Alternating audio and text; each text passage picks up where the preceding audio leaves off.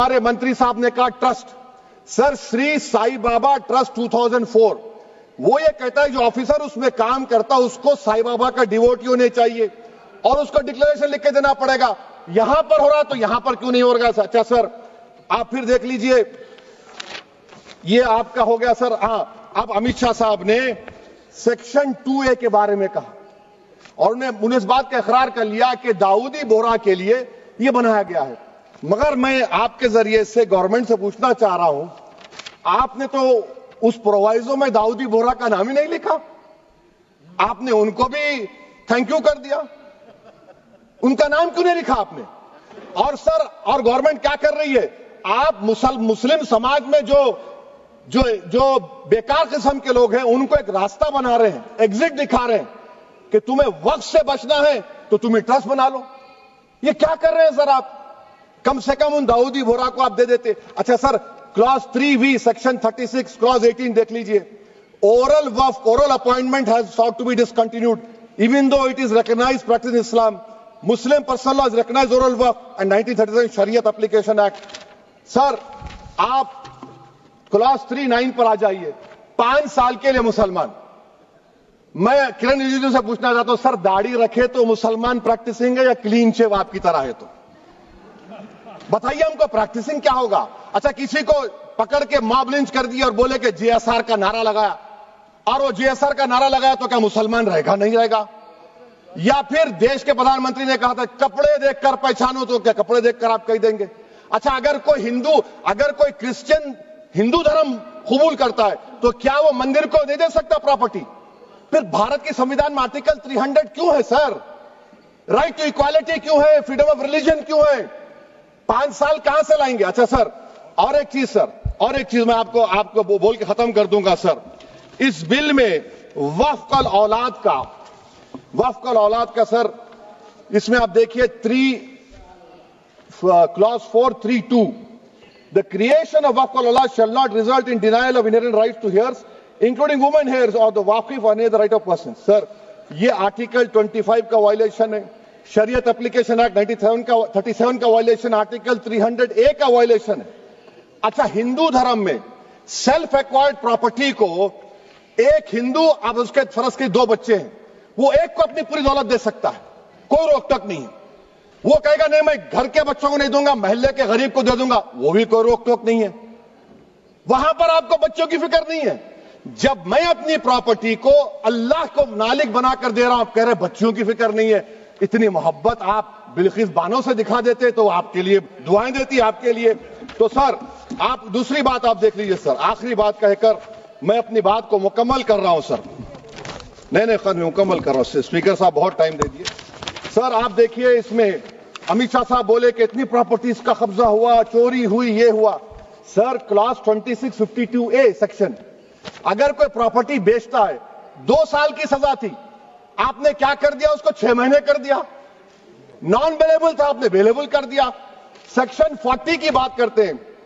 Section 40 में sir हमको जो ज्वाइंट वर्किंग कमेटी का जो नोट्स दिए, उसमें मिनिस्ट्री ऑफ माइनॉरिटी अफेयर्स ने कहा कि 30 साल में 515 केसेस सेक्शन 40 के, और सिर्फ 8 लोग कोर्ट को गए।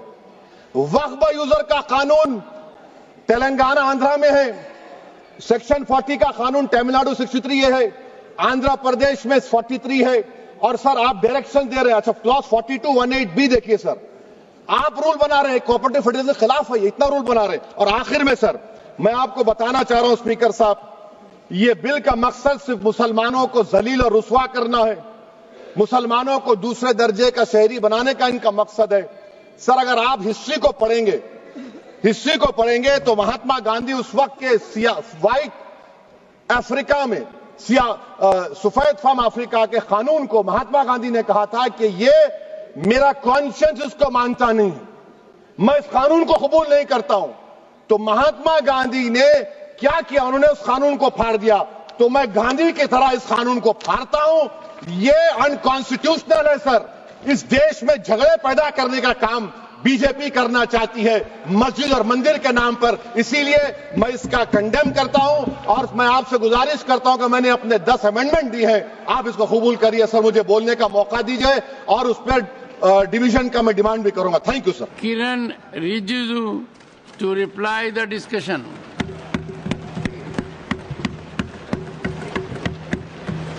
आदरणीय सभापति महोदय, अभी जब मैं लॉबी में आ रहे थे, पूरा विपक्ष के साथियों ने हाथ जोड़ करके कहा कि तारीख बदल गए हैं, अब कितना जल्दी वाइंड अप करना है। तो मैंने कहा इसके बाद और एक बहुत ही महत्वपूर्ण लेजिस्लेटिव बिल है, बिजनेस है, तो हम बहुत संक्षेप में अपना बात को रखूंगा।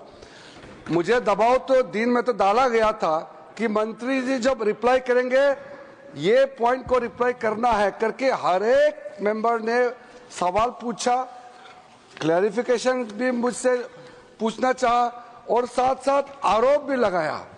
मेरा समस्या ये है कि कल को ये नहीं कहना चाहिए कि मैंने आपका सवाल का जवाब नहीं दिया है, और ऐसा भी बाहर नहीं फैलाना चाहिए कि सबका बात मैंने नहीं सुना या सरकार सुनता नहीं है, ये भी नहीं कहना चाहिए। क्योंकि जब ये बिल इनिशियली ड्राफ्ट हुई थी, वक्फ अमेंडमेंट बिल, ओरिजिनल आप ड्राफ्ट को देखेंगे और आज जब फाइनल ड्राफ्ट ये अमेंडमेंट बिल हम पास कर रहे हैं, उसमें कितने चेंजेस लाए हैं। अगर हम नहीं सुनते, अगर हम जो ड्राफ्ट किया वही पारित करता, किसी का सुझाव को हम मंजूर नहीं करता, तो बिल का पूरा स्वरूप ही अलग होता। हम तो सुनने वाले लोग हैं, चर्चा करके सबका सुझाव को समावित करके हम आगे बढ़ना चाहता है। इसलिए शुरू का ड्राफ्ट बिल और आज जब फाइनल राज्यसभा में पास कर रहे हैं, उसमें कितना अंतर है। साथ साथ जेपीसी में जो लोग मेंबर हैं, वो खुद जेपीसी में बैठ करके आरोप लगाते हैं कि जेपीसी में उनका बात नहीं सुना गया। ठीक है, आप जितना चाहते हैं उतना एक्सेप्ट नहीं हुआ होगा, लेकिन मेजोरिटी, जेपीसी में भी मेजोरिटी ने अगर पारित किया है तो सर हम क्या कर सकते हैं। लोकतंत्र मेजोरिटी से चलते हैं। ये तो हो नहीं सकता है कि जिसको कम सीट मिला है उसका हिसाब से सरकार चलेगा, ये तो हो नहीं सकता है। ये लोकतंत्र का ही नियम है, जिसका मेजोरिटी है वही सरकार होते हैं, और जेपीसी या कोई भी कमेटी है जो मेजोरिटी होता है वही प्रिवेल करते हैं। लेकिन फिर भी कई सुझाव है जेपीसी का मेंबर्स को मैं फिर से याद दिलाना चाहता हूं।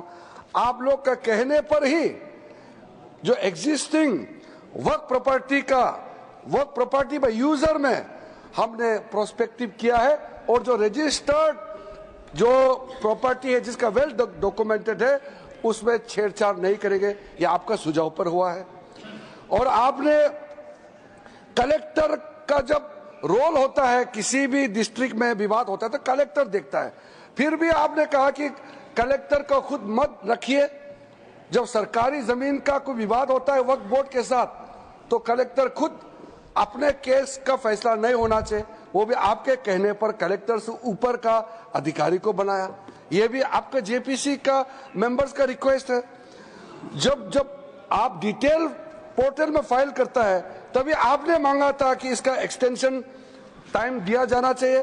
हमने आपने जैसे सुझाव दिया हमने माना है, और अनरजिस्टर्ड वक्फ को एनफोर्स करने के लिए जो 6 मंथ्स टाइम दिया उसको एक्सटेंड करना चाहिए, आपने मांग किया, वो हमने माना है। उसके बाद में सेंट्रल गवर्नमेंट को जो कंट्रीब्यूशन देने के लिए जो रेट फाइनलाइज करना है मुतावाली का, वो फिक्स करने के लिए आपने कहा, वो हमने किया है। 3 मेंबर होना चाहिए ट्राइब्यूनल में, वो भी जेपीसी का रिक्वेस्ट है, हमने माना है। उसका कई और है, मैं समय को बचाने के लिए इतना ज्यादा पढ़ के नहीं बताना चाहता हूँ। हमारा बिहार का साथी उपेंद्र कुशवाहा जी ने आखिरी में जो पॉइंट बोला उसको जोड़ते हुए कि मैंने सुबह सर जब ये बिल पेश किया था तब बहुत डिटेल से मैंने बताया, हालांकि मैं 1 घंटे से थोड़ा कम बोले, लेकिन मैंने शुरू में कहा कि मेरा बात को ध्यान से सुनिए, और बाद में मेरा कहने के बावजूद भी आप जबरदस्ती चीज को मत दौड़ाइए, मैंने कहा था। फिर भी अध्यक्ष महोदय फिर दोहराया गया है।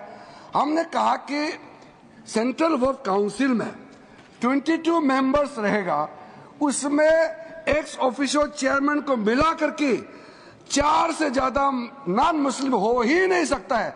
बताने का बावजूद भी आपने कहा कि गैर मुसलमान मेजोरिटी हो जाएंगे।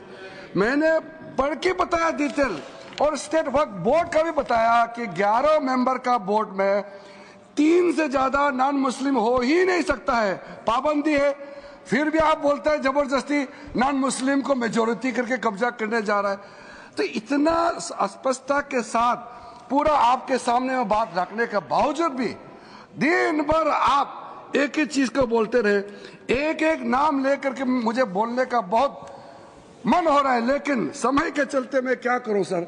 नहीं तो एक एक हमारे माननीय सदस्यों का मैं सटीक जवाब देने के लिए उत्सुकता से मैं बैठा हुआ था, लेकिन 12 बजे के बाद धीरे धीरे मुझे भी लगा कि शायद इतना सुनने का क्षमता नहीं होगा, मैं और टॉर्चर नहीं कर सकता हूं, इसलिए मैं ज्यादा तो नहीं बोलूंगा। लेकिन सर सिर्फ मैं आज बड़ा जो 2-3 पॉइंट है सिर्फ वही मैं बोलना चाहता हूं कि हमारा बड़े बड़े वकील भी आए, अच्छा लगा आज सुनने के लिए बैठे हैं। एक एक तर्क को मैं अगर जवाब देता तो मुझे भी अच्छा लग रहा था। मल्लिकार्जुन खड़गे जी का भी बड़ा पॉइंट था, जवाब देने का मन था, लेकिन इतना किस को मैं जवाब दूं। लेकिन मैं सबसे पहले ये कहना चाहता हूं, एक बड़ा पॉइंट मैं सोचा कि सबने पूछा कि मुसलमान है तय कैसे होगा, मतलब how to decide, who is a Muslim. तो अभी हम लोग जितना बैठे हैं नास्तिक हो सकते हैं कोई, लेकिन अदरवाइज तो सबने किसी ना किसी धर्म को तो लिखा है। कोई बौद्ध लिखता है, कोई क्रिश्चियन लिखता है, कोई हिंदू लिखता है, कोई मुसलमान लिखता है, कोई पारसी लिखता है, सब लिखता है। तय कैसे होता है बताइए। अभी आप तय कैसे